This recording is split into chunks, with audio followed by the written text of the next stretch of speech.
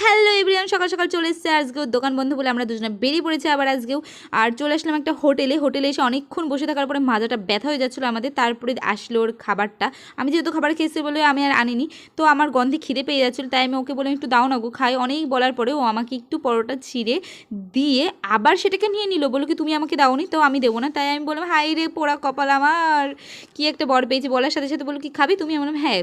বলে এতটা দিয়েছে, এতটা গরম আর আমি খেতে পারছিলাম না। তারপরে একটু টেস্ট করার পরে দেখলাম বাহ দারুণ খেতে। তো তারপর আমি অনেকবার খেয়েছি, খেতে চলে আসলাম আমরা স্মার্ট পয়েন্টে। এখানে স্মার্ট পয়েন্টেও ঢুকতে চাচ্ছে না, বলছে কী করবো যে। আমি বললাম কি অনেক আমার কেনা জিনিস আছে, চলো না ঢুকি।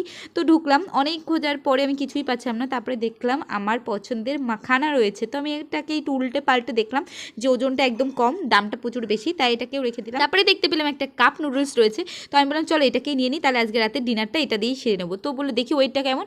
তবে ওয়েটটা কেমন দেখার পরে বলছি কি একদমই হবে না, আর দামটা প্রচুর বেশি, রেখে দাও, আমি তোমাকে ভালো নিয়ে এসে দেবো অনেকটা বেশি।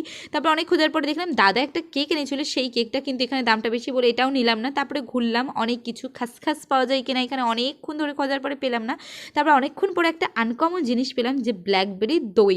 তো আমি বললাম কি চলো এটা নিয়ে যাক। তো বিভাসকে বলার পরে বিভাস বললো কি যদি বাজা হয় তখন কি করবে, তুমি খেতে না পারলে একটাই নাও, আর বেশি নিতে হবে না। তাই ভয়ে ভয়ে একটাই নিয়ে চলে আসলাম আমরা। তারপরে যেতে যেতে দেখলাম ছোটোবেলার প্রিয় সেই ক্রিম বিস্কুটটা, এটা নিতে খুব ইচ্ছা করছিল, কিন্তু প্রত্যেকটা বিস্কুট না প্রচণ্ড পরিমাণে ভাঙা বলে এটাও নিলাম না, রেখে দিলাম।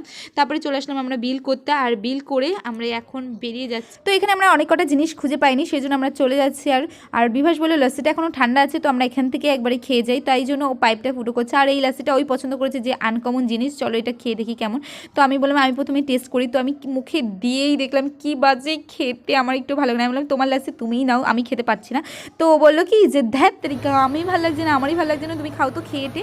তারপরে আমরা চলে আসছি এখন বাড়ির পথে। দেখো আমার কাছে এই কটা জিনিস আমরা কিন্তু কিনেছি। তো ব্লগটা আর বাড়াচ্ছি না, এই অবধি, টাটা।